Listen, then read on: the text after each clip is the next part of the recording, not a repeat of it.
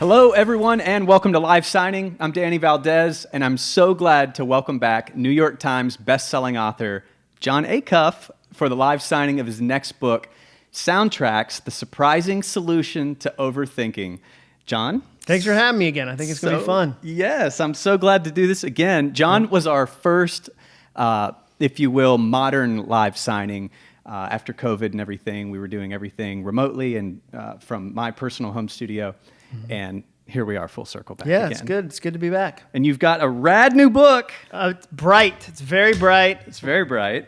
Let's not, the front is, obviously the cover is very bright, but let's just take a moment. Yeah, right? And take the cover off and behold the inside. First time I've ever done that. Really? So the publisher, Baker, who I worked with on this book, was like, we can print the interior cover. And I was like, is that a thing we get to do? And they're like, it is a thing. And so it was kind of one of those we were like, that would be awesome. Yeah. And so we printed both, and I couldn't be happier with the book. Right. Well, and so did you come up with the funky, No, squiggles? like usually covers you do like 50 or 60 rounds of renditions and versions, and this idea, the thinker with the headphones on, was in the very first round. And okay. So it just felt, and as soon as I saw it, I was like, that's the cover. That's the cover. I've never had that happen. Yeah. So I was just thrilled when it It's got this came together. brainwave almost type of thing, Yep. goes with the thinker on the front Yep. cover. This is really cool. And for those of you tuning in, for the next hour, Jon is going to be, of course, signing books and answering as many of your questions as possible. And if you've not yet purchased a book, you actually still have time to order an autographed copy and submit a question to Jon. Just click over to premiercollectibles.com/soundtracks to order your copy, or 10 copies for your team. It sounds like this is 50. You probably know 50 people. 50? Like most people know 50 people. Yeah, some people know 100. Yeah, I mean, I don't want to put a limit on the number of people you know. There could be 1,000 copies. Yeah, exactly. Somebody bought 50. Somebody bought 50 last week. A guy named Ben Seeley. And I'm not saying I'll memorize your name if you buy 50, but I might. But look, his name was Ben Seeley. Well, okay. Well, if this book delivers like I'm pretty sure it's going to do, we're talking about a solution to overthinking, which could be really cool for teams. If you have multiple employees, and that is probably a problem. Well, what's interesting, there's a story in there, because once you understand the concept of soundtracks, you start to see it in individuals, couples, families have soundtracks, teams have soundtracks, companies do. A company culture is just a group of soundtracks a bunch of people are listening to at the same time. And there's a story about a guy named Sal St. Germain in Hawaii, because if your name is Sal St. Germain, you don't live in Iowa. Like, that's a dope name. It's not possible. And he asked one of the questions that I teach in the book to his manager, and they ended up saving $14 million. So when somebody goes, hey, can soundtracks, because I'll say soundtracks will steal, overthinking steals time, creativity, and productivity. And when somebody says, well, is it a valuable thing to learn how to control your overthinking? Sal St. Germain would say it saved us $14 million. I'm not saying it'll save you that exact amount of money, but I do think that when you figure out how to think, it turns into new actions, which turns into new results, and that can really change a team. Well, speaking of soundtracks, that's a really interesting title for a book about overthinking. So what is this concept of soundtracks? So a soundtrack is just my phrase for a repetitive thought. Sometimes people say a thought is like a leaf on a river, or it's a cloud in the sky, or a car on the highway. For me, it's a soundtrack. It's something that's in the background of your life, but has the power to really change the moment. So imagine you show a movie, and it's a scene of this beautiful white house with a white picket fence, and there's kids playing out in the streets, and all of a sudden they play an ominous soundtrack. It changes the entire thing. Suddenly you're looking for a clown in the sewer. Let's say they play a pop song. They play Vanessa Carlton, 1,000 Miles. They play something happy. It changes it back to, okay, it's a rom-com. This is going to be fine. And so that's what a soundtrack does, a repetitive thought that has the power to shape your day. And does that speak of the subtleties of that thought? Like these thoughts potentially are not loud? They're powerful, but they can also be not loud. So here's an example of that. Maybe, 5 years ago, you got fired from a job. 5 years ago. That sounds about right. To this day, every time you see a door close and you're not in that meeting, you think, maybe I'm getting fired today. And that is a popular soundtrack. So you might not even be able to identify that, but it's been stealing time and creativity from you for 5 years. So that's what the book helps you do, is go, there's 3 things that I want you to get out of the book. I want you to learn how to retire your broken soundtracks. So those soundtracks that aren't helpful, I want you to replace them with new ones. You get to create new thoughts that'll push you forward. And the third thing is how to repeat those so often they become as automatic as the old ones. Wow. So, and 4 years since your previous book, which was Finish. Yeah. Is that right? 4 years. And I saw on your Instagram, which I love your Instagram. Oh, thanks. Yeah, it's actually funny. Yeah. I'm not going to be doing Instagram Reels. My kids have asked me not to do that. They say Instagram sure? Reels is TikTok for old people. And so when you have 2 teenagers, they'll tell you the truth. So I'm tempted. Every time I see some dance trend, I'm tempted to be like, I got to get on board. Get out there and shake it? But right now, well, I took ballroom in high school, and I am a great dancer. That's not shtick. Really? But I haven't danced in so long. A lot of people notice it when I walk. They're like, there's a fluidity there. They don't say that, but I did take dance. I took tap dance, ballroom, salsa. I loved it. Yeah, and so this book, Finish, which we talked about last time we hung out, give yourself the gift of done. Obviously, that I love almost the self-explanation of that subtitle. And this book, The Surprising Solution to Overthinking, both seem to have this theme of like finishing, of accomplishing, of moving forward, not being dragged down by. Is that a practical, conscious thing that you have chosen to do, is stay very practical for people? Yeah, I think for me, part of the challenge with overthinking is it can be a fuzzy topic. It can be kind of holistic with no action steps. And I'm somebody that likes to go, okay, well, what does that mean? What do I do with that? How do I use that on a Tuesday? How do I use that next month in my career? How do I apply that to my family? So I try to write books that are really actionable. They're really funny. They're really counterintuitive in some ways, but they're really actionable. So if you say to me, here's an example of that. Maybe somebody would say, okay, John, how do I identify a broken soundtrack? How do I even identify one? Here's a really easy way, practical way. Write down one thing you want to do. So write down, I want to write a book. I want to make the football team. I want to get a job promotion. I want to ask somebody out. I want to move to Nashville. Write down one desire and then listen to the first reaction.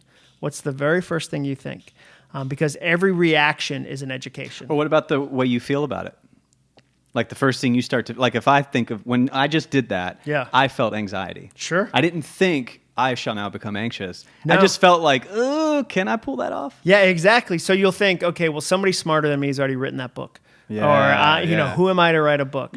Or I don't have what it takes, or I'm too old. I'm too old to chase that dream. Which is a soundtrack. Which is a soundtrack. I'm too old. I'm too old. Exactly. And so that's a chance for you to go, okay, what am I thinking? Do I want to keep thinking that? What do I want to think instead? And how do I do that? That's what's fun. And you said that you were in a creative funk for this 4-year period. Yeah. And not the entire 4 years, but definitely in the middle. Yeah, but you experienced that sort of valley, right? Well, I want to release a book every 2 to 3 years, and this one's 4 years. So it's it's a bigger gap than I'd like.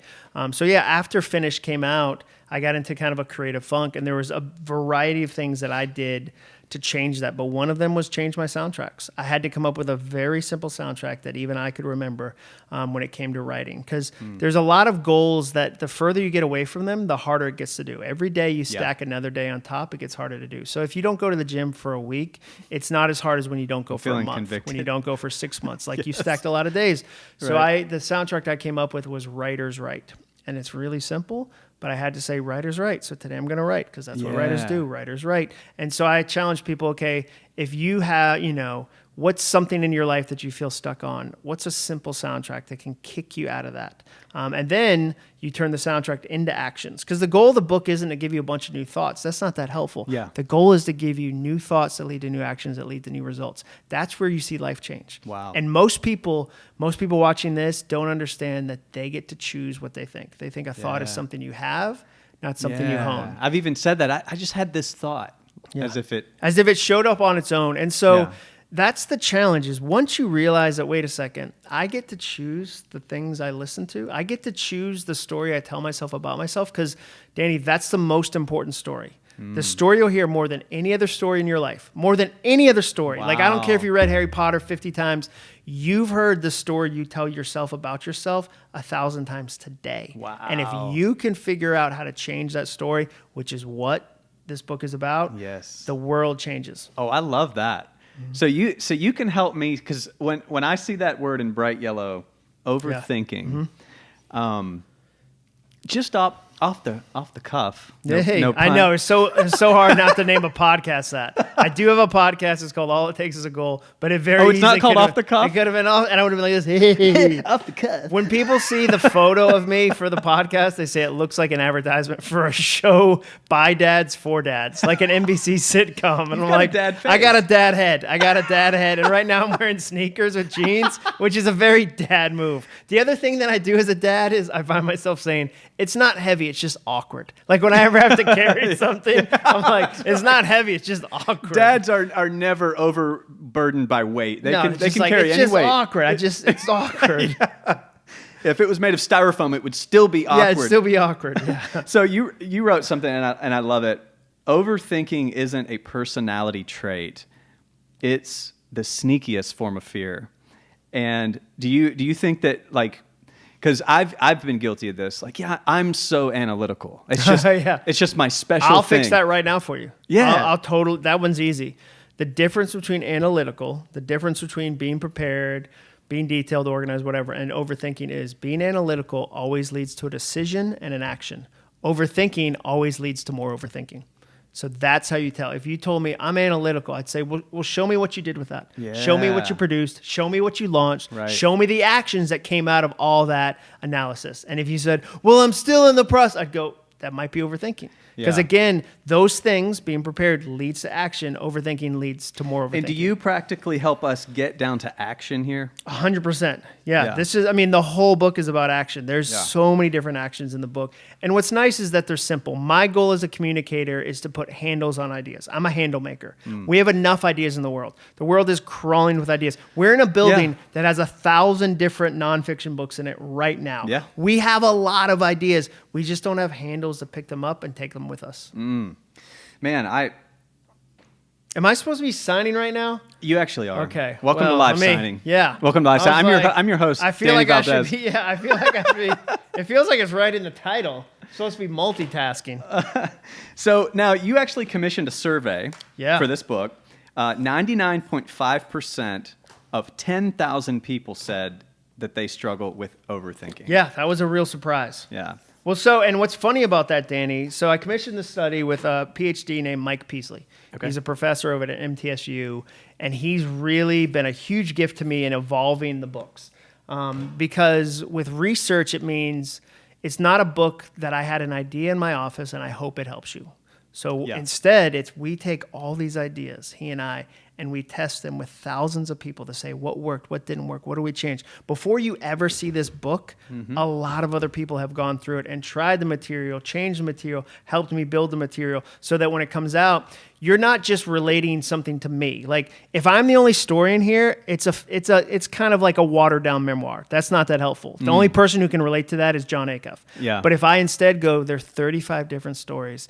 One's a single, stay-at-home mom. One's a busy executive. So you go one's into a these college kid. individual stories. Exactly. And give so examples then of you can overthinking. relate to that and go, okay, I get that. I get how that idea helps me versus going, here's 50 Jon Acuff stories. Yeah. I can't relate to that. Yeah. And so we asked, more than 10,000 people. 99.5% of people said yes. And the crazy thing, Danny, is we did the survey before 2020. 2020 was Okay. catnip for overthinking. Like the pandemic was the worst for overthinking. And here's why.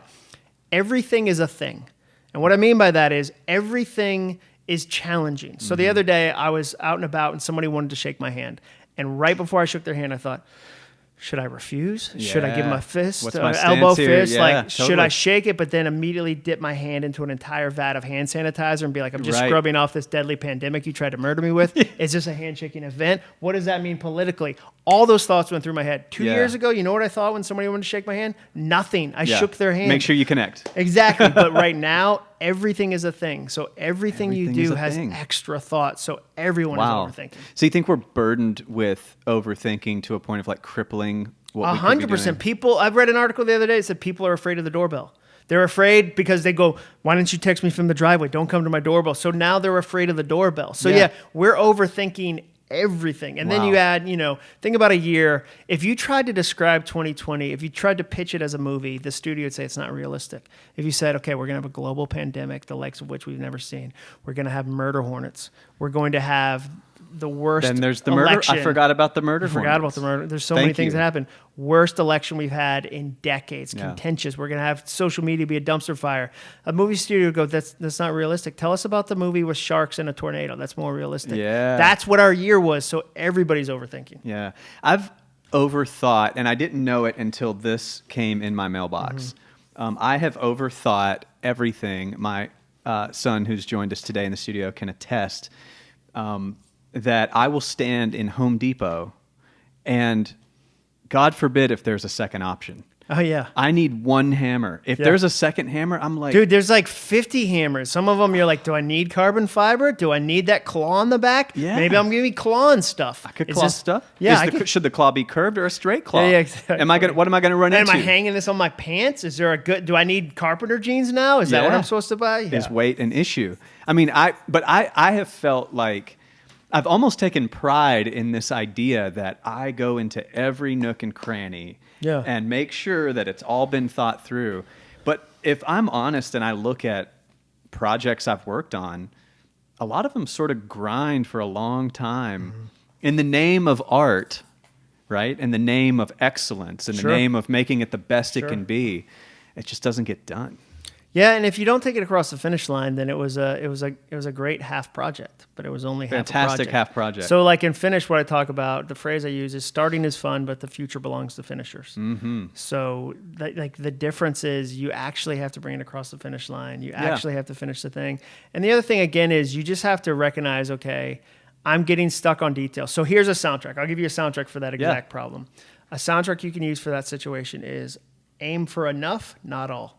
Get enough information, not all. We don't live in an all world. Yeah. You'll never get all the information, Danny. You'll never have it all. Yeah. And if you set yourself up, if you define, for this project, I have to have all the information. For this hammer, I have to have all, forget it. Yeah. You're going to spin and spin and spin and spin. No, enough. And then you figure out, okay, how do I define enough? Wow. What is my definition of enough? And then you execute against that. That's the action part. But it starts with going, I aim for enough, not all. And that's where when I talk to companies and say, you want to make better, faster decisions, aim for enough, not all. And let's talk about that. That could absolutely, though, be a $14 million soundtrack if an entire company adopts a new approach to how they make decisions. That should be hung on every wall in every conference room. Yeah. Same with another one is choose ROI, not ego. ROI, not EGO. If you as a leader can make decisions based on ROI, not EGO, you will save yourself time, money, headaches, retention. And so many people go, I'm going to lead with my ego. They don't even know they're doing it. But if you can say, wait a second, what's our soundtrack as a team? As a team, we choose ROI. Are we making this decision? It's like an example of that for me. There was a book cover where they had a photo and I looked like a superhero. Like I was coming through a wall. Like I looked like a cool version of the Kool-Aid Man, like bursting through a wall. Yeah. And I loved the photo because it made me look amazing. Yeah. But it wouldn't sell the most amount of books. And my ROI there is not like, I'm not doing my senior portraits. Like the goal isn't for me to look amazing. The goal is to get as many copies as a book into somebody's hand to help as many people. So I told the publisher, like, it bothers me to say this, but let's use this other cover. And they were like, most authors don't choose that. They choose the one that makes them look better. But that's an ego decision. And there's times when I've made that. An example, my first podcast failed because of ego. And what I mean by that is... What was it called? It was called Creative Slide. And I was like, I'll just show up. I'm Jon Acuff. Like, hey, like how hard can a podcast be? I'll just, no prep, no. Yeah. Dude, it was a mess. My new podcast, I go, okay, I'm going to choose ROI. I'm going to put real time into it. I'm going to make it excellent. I'm going to do all the details, all the annoying stuff that nobody sees. And it's actually a good podcast versus me just going, I'm going to lead out of my ego and see how it goes. It does not go well. That gives me some clarity on my next automobile decision. Because there are two very clear directions I could go. Yeah. And now that you phrase it this way, I'm clear. There's only two. There is an ROI car I have in mind. Yeah. And there is an ego car I have in mind. And when I think about the ego car, I get some good endorphins. Sure. You know, and You start to tell yourself the story of it. there's a narrative Yeah. of the guy who drives that car. Sure. Well, after all, I'm a sports car man. Yeah. You know, an SUV is for sellouts. You know, Yeah, exactly. Just That's whatever so the, funny. right? Like whatever the narrative is. Yeah. I've never thought of it in terms of a soundtrack, though. I really love that. Well, thanks. Okay, so lots of people have not only bought your book, but have written in questions. Awesome. And it is like me to get a free consulting session. Yeah, but I do the same thing on my podcast. I find Do you? interesting, smart people. Oh, dude. And then I ask them thinly veiled questions that are usually like, say somebody who had gray hair and a black shirt had a question. So, we You all milk do their it. We all time. do it. Oh, man, I love that. All right, so Big Red from Columbia, South Carolina. Hello, John. A friend of mine introduced me to Quitter. I thought he misspelled Twitter at first, but then I went, oh, yeah, Quitter. And I've been a fan and supporter of yours ever since. I'm a syndicated radio host. If you were to create a music soundtrack for soundtracks, what songs would be on it? Well, That's a great question. I write about Yanni in the book. So, Do you like Yanni?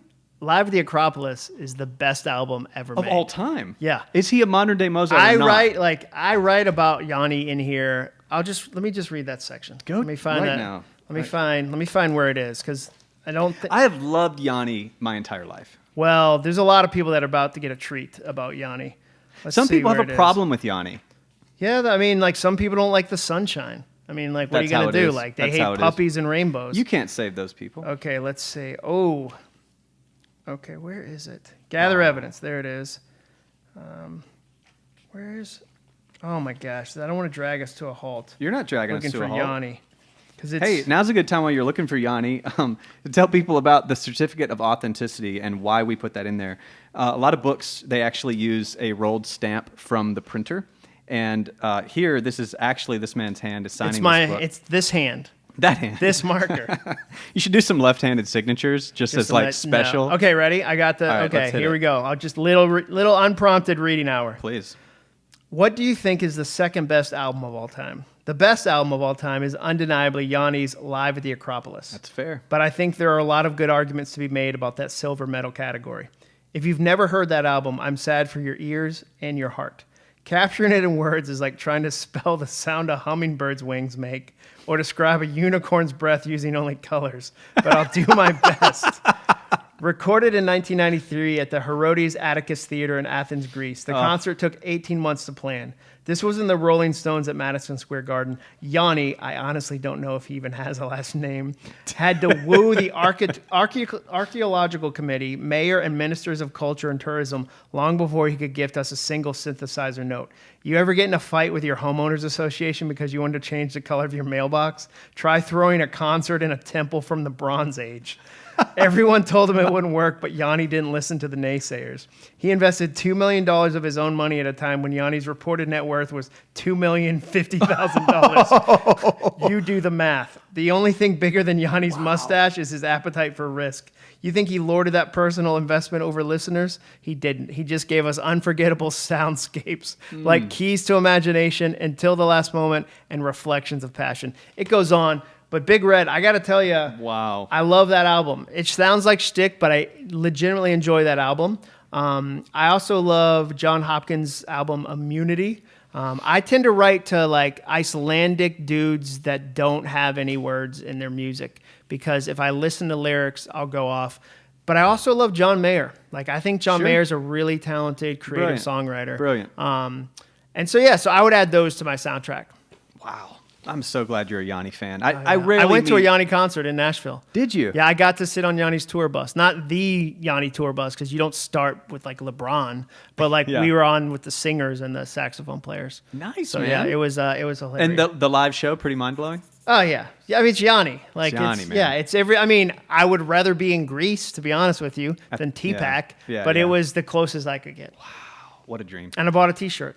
Yeah, I still have the Yanni t-shirt. Nice. And the t-shirt, he's like this, like, and everybody is like standing around him. It's like a Greek god. It's like it's what you would want a Yanni t-shirt. Yeah, all the glory of a Yanni. I wanted him to endorse the book, but I just couldn't figure out a way to get to Yanni. But next book, coming for you, book 8, Yanni. Man, I want to see Yanni out there again. I mean, he's got a great story about how it was Burnout Festival towards the end and how there needed to be time to sort of stop giving and outputting. Yeah. Totally respect and understand that. But what a magic. It was great. It was a great concert. Wow. So good question, Big Red. All right, Chris from Denver, Colorado. If you were to rewrite your life, what would you do differently? Good questions, people.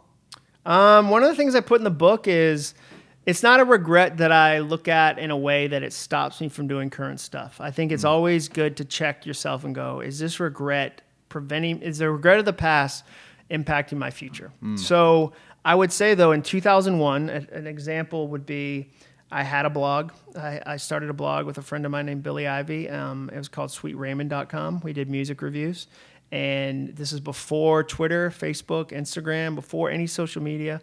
And it was starting to gain traction, and we ended up stopping it. And I didn't start another blog until 2008. So I look at that and go, what could I have done in 7 years of early adopter if I had stuck with it? Imagine the audience, So I would rewrite that. I would 100% rewrite that.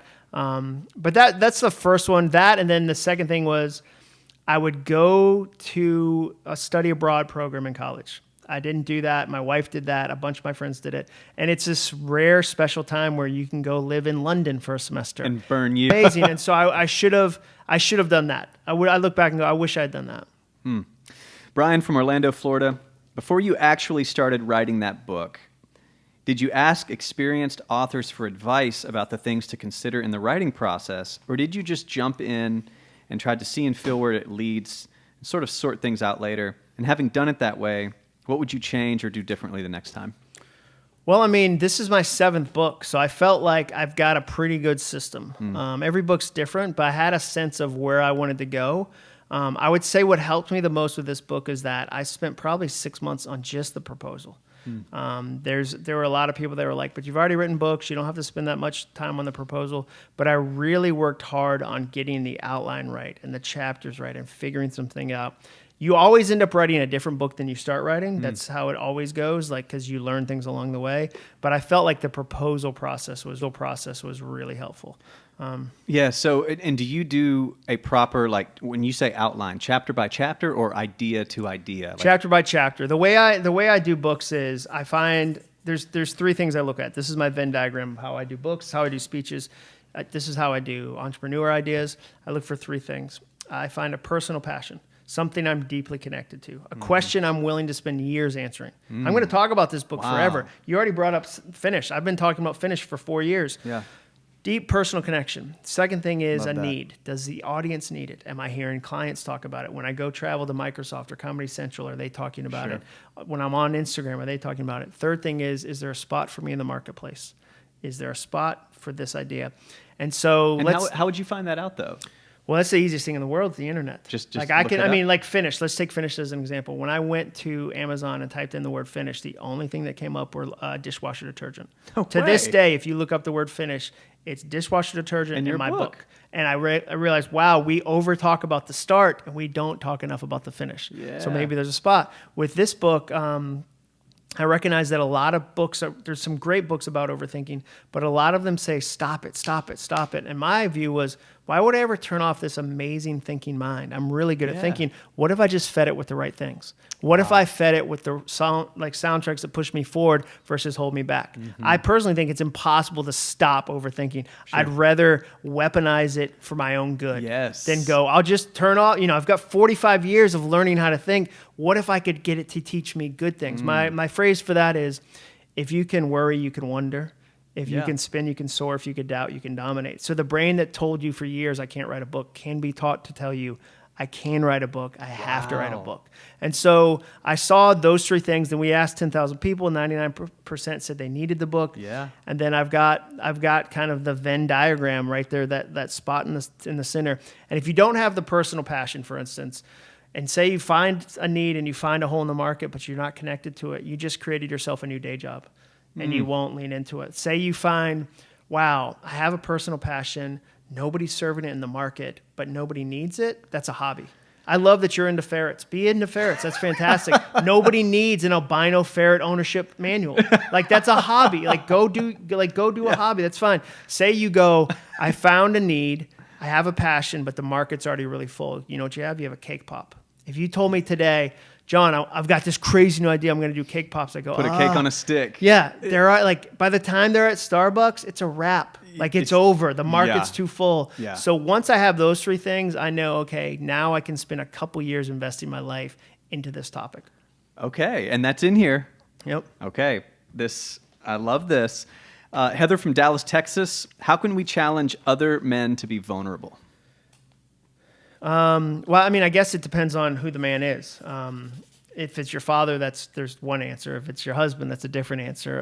If it's your husband, the easiest answer is don't buy them a book on vulnerability and put it on their nightstand. No husband has ever read a book where like you bring it home, you're like, hey, it's a book about anger and people who are rageaholics, just gonna slide this here. Like they're not gonna read that book. It's gonna be under your blanket. Yeah, for no I reason. think a big part of it, I always say, is going first.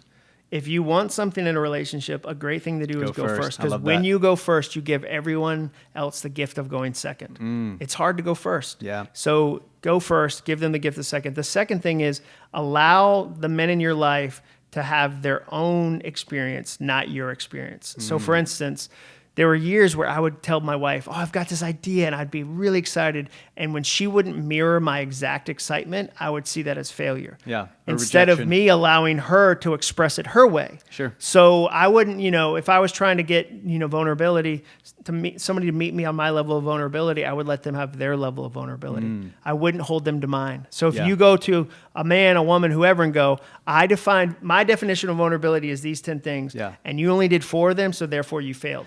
No, let them have their own definition of vulnerability so that you can have a conversation and meet in the middle versus going, I've got a vulnerability scorecard, and unless you meet this hasn't been a good interaction. Wow. Have you read a book called The Brain That Changes Itself or heard of it? I've heard of it. I haven't read it. So it's from a neurosurgeon who was, and maybe one of the first sort of books. Neuroplasticity. Exactly. Yep. Sort of making the case that we used to think of the brain as a machine, something that just needed repaired. Yeah.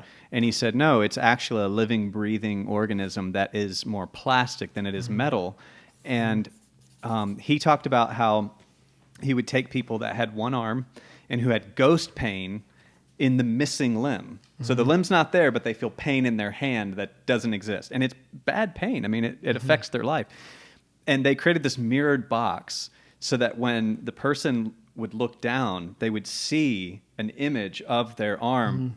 It was just reflecting this arm, and they would take wedding rings off so that it was, fair game. And just in their believing that and seeing visually that there was an arm there, they saw that their arm was okay and that it actually wasn't hurt. And the pain changed? And the pain went away. Crazy. Right? And so when I heard you a minute ago talking about how, we can train our brains to listen to certain soundtracks, this is totally backed up by science. The science is crazy in all this stuff. I mean, my favorite story in the book, I'll probably say that about 10 stories because there's so many fun stories. There was a research study that Daniel Kahneman did, and he talked about it in Thinking Fast and Slow. And they took 2 groups of college students and said, we want you to do a test for us. Here's all these words, a word bank, bunch of words, make sentences. Make sentences out of these words. So one group walks in, they do that. Second group, they hid words about being related to old age. So words like retire, Florida, bald were hidden in there. So they make sentences. So then they go, hey, the second part of the test is down the hall. Please walk down there. And they secretly timed them while they walked. And the people who had been exposed to the old words physically walked slower just from being triggered and programmed for old age. And so there's research study. I mean, that was at NYU, like study after study that the things you think physically change your brain, physically change your actions, physically change your results. And again, most people don't know that they get to start at the top of the process and go, I'm going to change those thoughts. Those things that I think are true might not be true. I'm going to change them, and I'm going to get to see new actions that lead to new results. That's what's awesome. And if it leads to you not hitting your goals, it's at least worth examining. Could my thinking be wrong? Could my soundtracks be wrong? Exactly. I love that. So April in Albany, New York, you were such a role model for me in living a vulnerable and open and honest life. Who is your role model in those same areas? Ooh. Well, I have 3 guys that I run with every Saturday morning. And so I've got other men that are like that, but I'd also say my buddy Ben. Like my buddy Ben, we go on a walk every week for about an hour to 90 minutes. And maybe 2 or 3 years ago, Ben told me a story and he said, yeah, I'm sad about such and such. And it hit me like a ton of bricks. I was like, wait a second, we get to say I'm sad? Like I didn't even know we had access to that. Right. Because men are terrible at that. I think humans are terrible at that, but particularly men. Mm-hmm. And so here's an example of kind of where that evolved. Maybe about 6 weeks ago, we're on a walk and Ben said, hey, what's been going on? I said, well, there's this opportunity I missed and I was reminded of it in a big way. And I felt sad that I missed it. I felt afraid that there won't be any more opportunities. Mm-hmm. That was the last one. I feel jealous of the person I saw who got the opportunity. And that's what I've been thinking about. And he asked me 2 questions and he said, if you had taken that opportunity, what would you have more of that you don't have now? And I was like, oh, that's a really good question. That is a good question. And then the second question is even better. And he said, if you had taken that opportunity, would you have gone deeper into your ego or deeper into your heart? And I didn't have to spend 30 seconds on that. I knew it was an ego opportunity. Of course. And I said, my ego. And he said, well, then that makes me sad because I don't think you would have valued this relationship and we wouldn't have gone on these walks and I would have missed this friendship.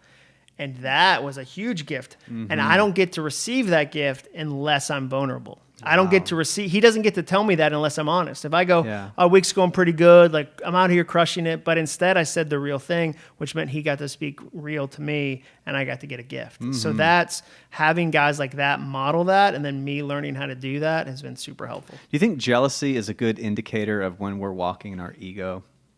Yeah, I think so. I think jealousy is a huge indicator, and it's a great distraction. Like, it's a great distraction from what you're really supposed to be focused on. Yeah. And you can always find it. I talked to an author the other day who sold over 1 million copies of his last book. Super successful book. And I asked him questions about that. And he was like, John, I think there's always a next to look up to. He said, you look up to me and go, man, someday to sell 1 million. Like, because I was like, I assume you get to ride a pony when you go to visit your publisher. And he just, because I know my jealous thoughts aren't true. Yeah. And it was so healthy to talk through that with him. But yeah, I think jealousy is a great indicator. Greg from Chattanooga, Tennessee. UTC, love that school. Yeah, what does your morning ritual look like? So I get up first, usually between what time? 5:45 and 6:15. I make sure the kids are up. I've got 2 teenage daughters. Make sure they're getting ready for school. I've made coffee the night before. That's one of my jobs at the house. Okay. And so I have a cup of coffee. I'm reading a book with a friend. I've got kind of an accountability buddy that I meet every 2 weeks. So we're reading a book together. So I'll read some of that chapter because it's kind of a thick, heady book. And then I'll often read like one of the Gospels, and then I'll journal a little bit. And then depending on the time of the year, I'll go run. I try to do a 5K 3 days in a row and then a day off. So I'll go run in the morning, come back, take a shower, maybe eat something for breakfast, and then kind of start my day. Do you feel like that definitely matters when you do and when you don't do that ritual? Yeah, it does. But I also am learning not to idolize the ritual. Yeah. Because you can get too rigid. Mm-hmm. And then if one of my kids needs something, I'm like, no, it's this time. I'll fail if I don't. Yeah, I'll fail. The rest run. of the day is ruined if I don't spend X amount of time on. Yeah. So I try to be flexible with my routine in a way that's reflective of life, versus going, it has to be exactly this way because you'll get too rigid. Mark from Byron Center, Michigan. I feel like I have different soundtracks for different people and different situations in my life. Even different soundtracks for different roles I play, father, husband, friend. Is it possible to have too many soundtracks, even if the ones you have are good and productive? When is too many too many? It's only too many when it stops being productive.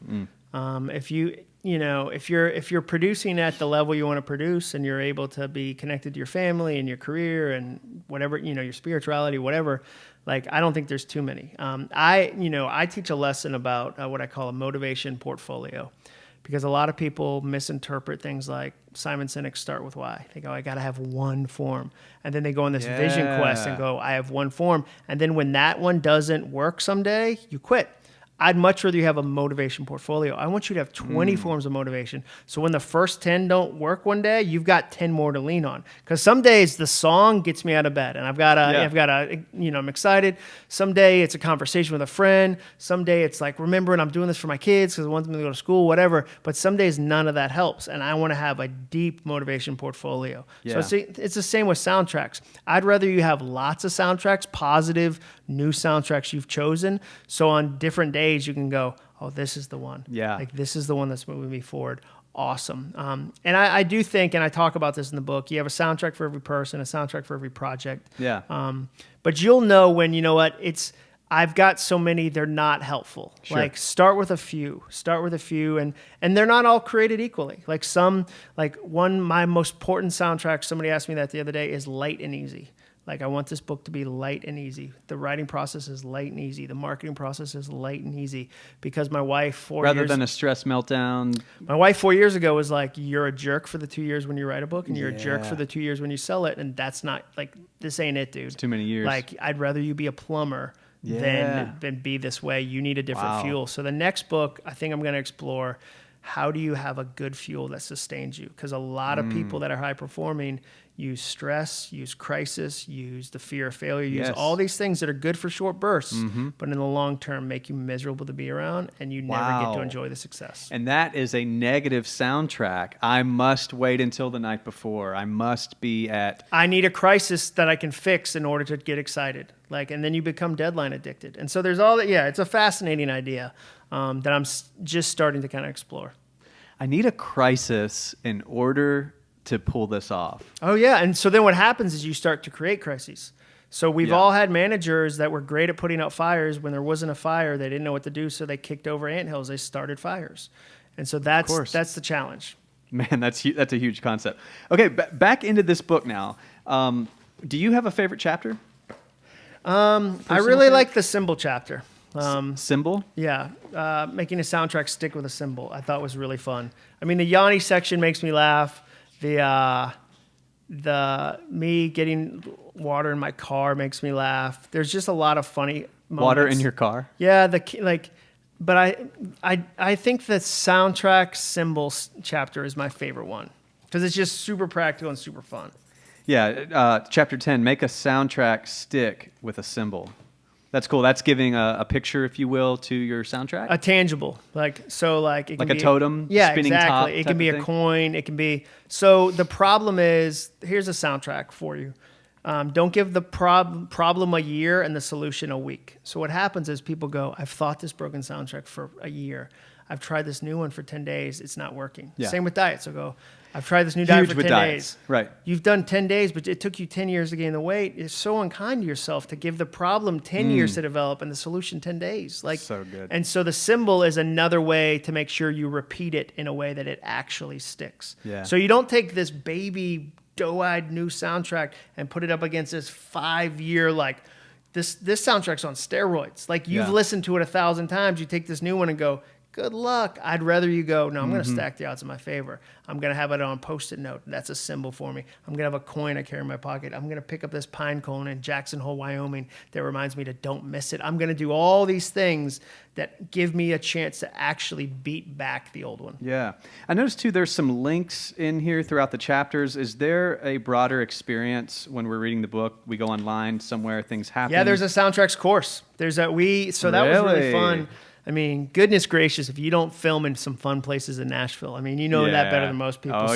We did a 6-part series on the content where lots of activities. We did, we filmed at the Parthenon, which is amazing, where Percy Jackson was filmed, and on the country, where we filmed, the Songwriters Hall of Fame, all these amazing locations. So there's deeper content where people can go, okay, I want my team to go through this, or I'm a video learner. I want to experience it this way. That's what's really interesting. Anybody who bought tonight, if you go to soundtracksbook.com and fill out the quick form, I'll send you the entire audiobook for free. Whoa. So you can have the whole audiobook. I love personally to read a book physically and have the audiobook going at the same time. I've got to have the book. It's my jam.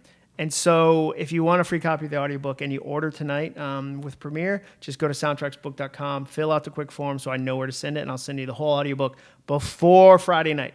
It has to be ordered before Friday night at midnight.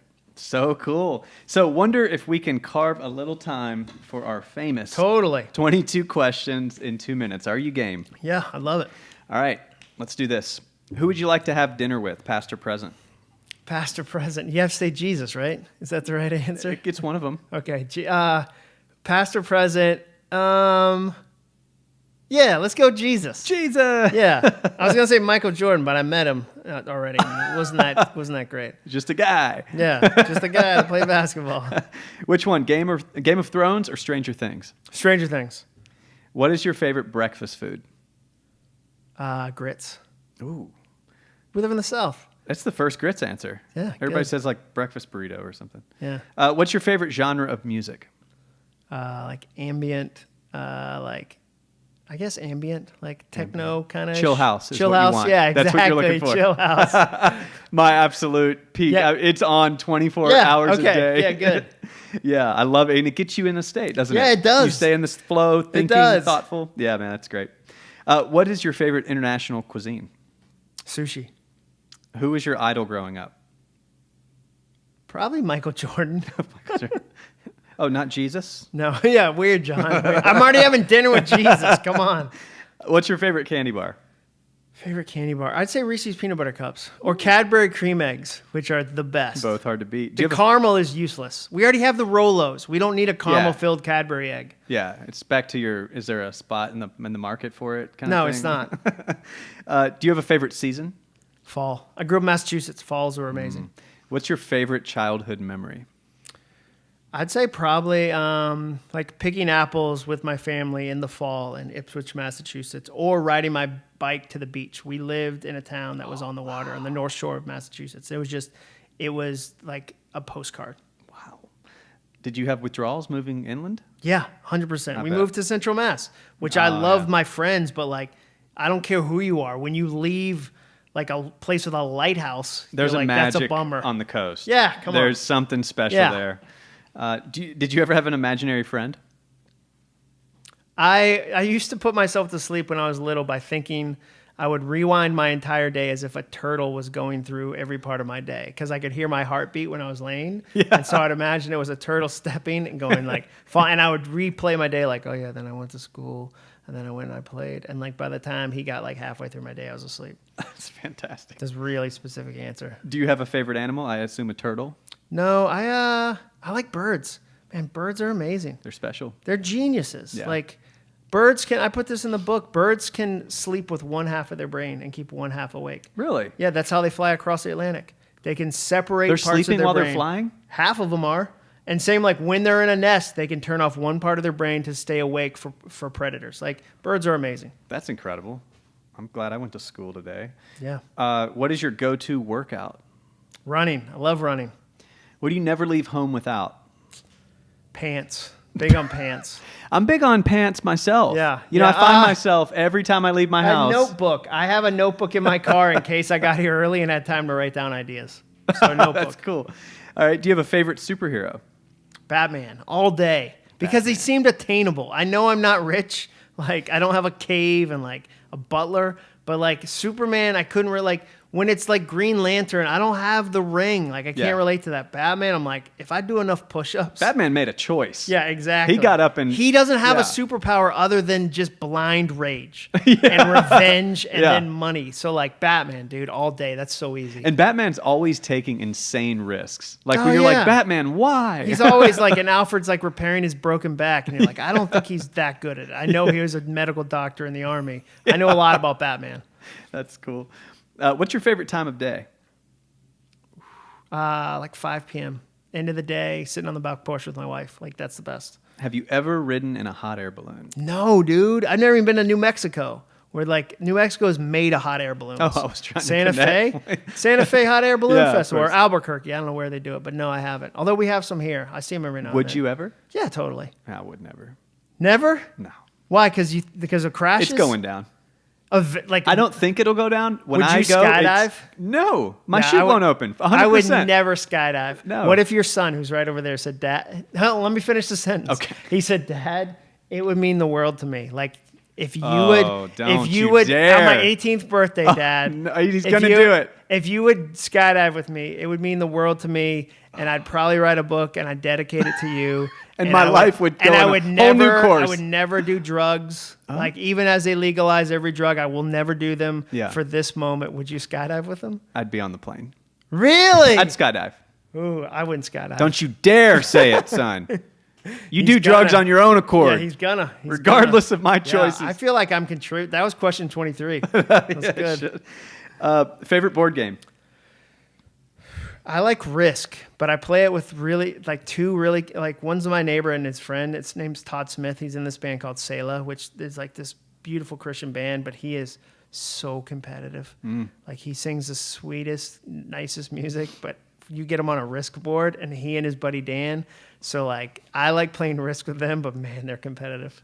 Competitive Risk? Like They're really full into it. contact They Risk? grew up together. They're friends since like second grade. So it's one of those like Yeah. most dudes don't have a close friendship that long. And they do, and they're super competitive and they play Risk. So when you play with them, you try to get them to fight each other, but they usually just fight you Yeah. and then kill you.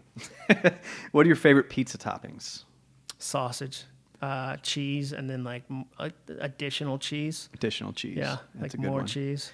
Do you have a favorite teacher? It could be spiritual. It could be philosophical. He could be alive. He could be dead. She could be alive. She could be dead. Like this is like the third Jesus question. The third Jesus They should question. call this 22 questions in 2 minutes plus 3 Jesus questions. No, favorite teacher. Like I'm trying to think.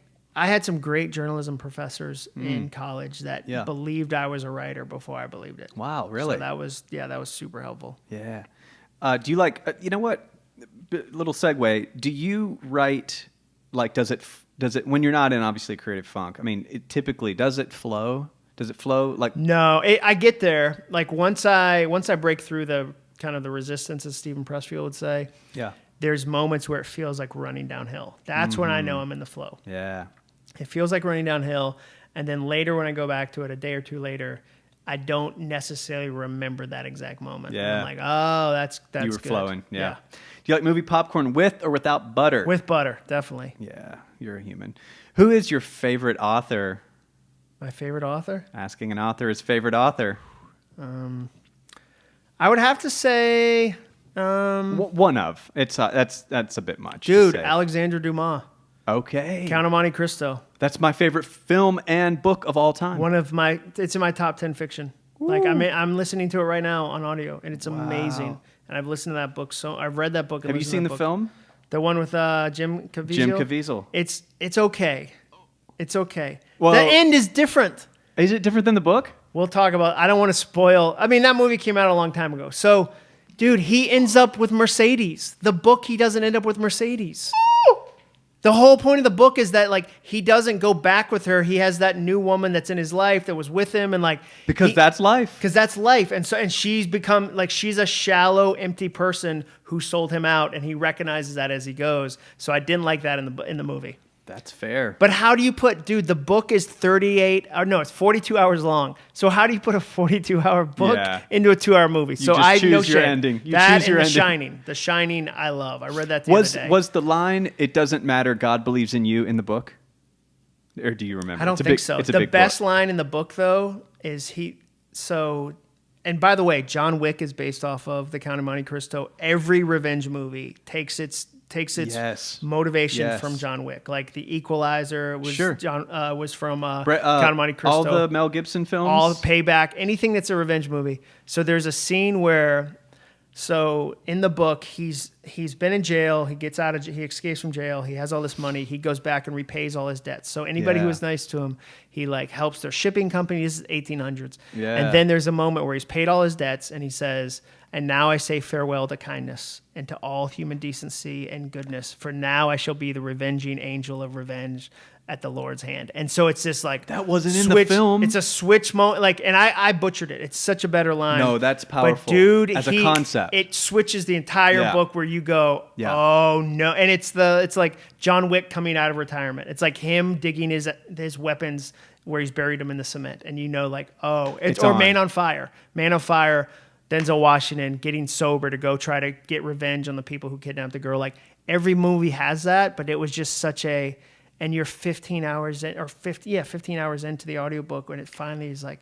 Whoa. okay, he's done everything. And it like, it's like when you hear techno and there's the drop. No, it's and like, it keeps going. Yeah, and you go, the drop, and you go, That's literally where I was at so when you were. dude, yeah, exactly. Like And you're another payoff, and it another yeah, payoff, and another- so it's so good. Yeah. That's fun. I'm glad we blew our 2 minutes on this. Last question on this one. Who has impacted you the most?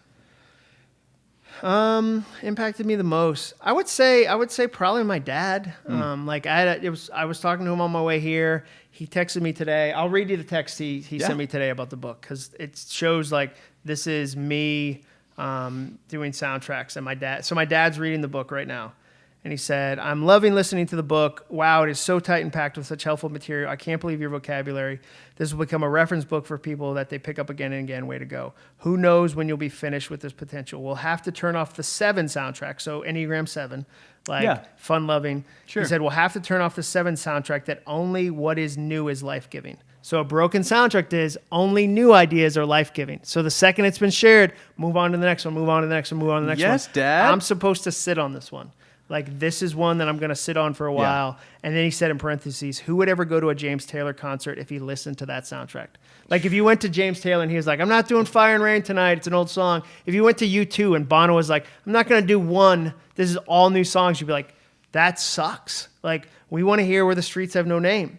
And so there's a lot of artists, a lot of authors, a lot of creators that the second the idea is out, it feels old and they move on too fast. And so I don't want to move on from this idea too fast. Your dad's a huge influence in your life. Totally.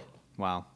Well, unfortunately, that is all the time we have with Mr. Acuff. And to order his limited edition autographed book, go to premiercollectibles.com/soundtracks.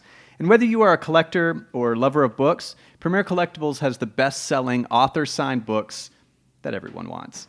So grateful for this time, Jon. And on behalf of all of us at Premier Collectibles, all the people watching, I see why you have fans that have that order all your books. And how can people connect with you? Yeah. If you're curious and thought, okay, I want to know more, again, soundtracksbook.com. After you buy the book on Premiere, go over there. I'll give you the whole audiobook for free. And then check out my podcast. It's called All It Takes Is a Goal. I'm a huge goal nerd, and I love talking about what does it take to finish the goals that you care about. And so, yeah, give it a listen. If you like tonight, my friend John Lee Dumas always says the average podcast listener listens to 7 podcasts, and he just wants to be one of the 7. And I think that's a great way to say it. I just want to be one of the 7. Yeah, so check out my podcast. Jon Acuff on Twitter, Jon Acuff on Instagram, and acuff.me is my website. Thank you so much for being Thanks here. for having me, Thank Danny. you all for tuning in. Go get this fantastic book. I know it's awesome. See you, everybody. Thanks, guys.